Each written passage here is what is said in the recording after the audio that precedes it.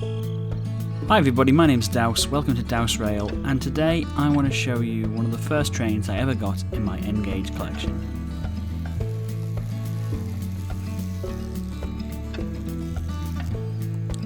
So here it is, the first train I ever got in my collection. It is a Lima Fowler 4F, and as you can see it's a little bit squirrely, very difficult to keep in one place. This cost me a whopping £31 on eBay. I was very happy to pick it up. It was the first ever model train I ever got, and it's, well, unique.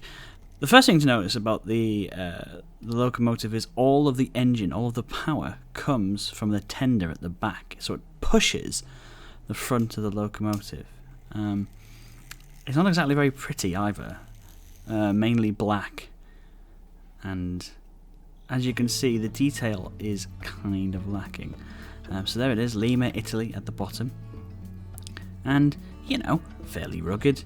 And you've got to remember that these went out of production in 2004, so there's a good chance that this is quite an old train in my hands. The Fowler 4Fs themselves were from around about the 1920s and finished service in around about the 1950s. They were a staple of both Midlands and British Rail. Here's a look at that tender. As you can see at the bottom, Lima, Italy, tell you where it was made. She's noisy, but she's budget, and that was always the point of Lima's stuff up until about 2004, when they eventually stopped making their trains. I also want to just show you something very quickly in terms of the scaling. So I'm going to put this next to a Fowler 3F I have in my collection, which is this LMS, and I hope you can see that the scaling is just off. The train is massive compared to other trains like it. So that's something else you have to kind of put up with, is the fact it doesn't look quite right. Let's see how she does coupling up to something. Oh, very nice. Not great, showing their age a little bit. Quite noisy, and she will get stuck on points.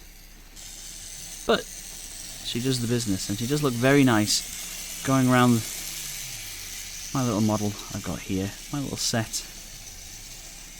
You can definitely can't lose her, but at top speed she runs absolutely fine. You can see her just getting caught on some of the points there. And she cost me £31, an absolute bargain to set me up on my journey on model rails. There she goes. Like I say, from a distance, looks the part. And as you can hear, I'm just having to encourage her back into the station, because she's not the easiest of runners. Well, let's have one final look at her. For how much I paid for her, she's not brilliant. She needed a lot of work. She's got rust on all of her joints. But she was my first. And if you can pick one of these up for about £20 or £30, they're a little bit of history for a company that no longer exists. Thank you so much for watching, and I hope you have an amazing day. I think it's about time we set her off.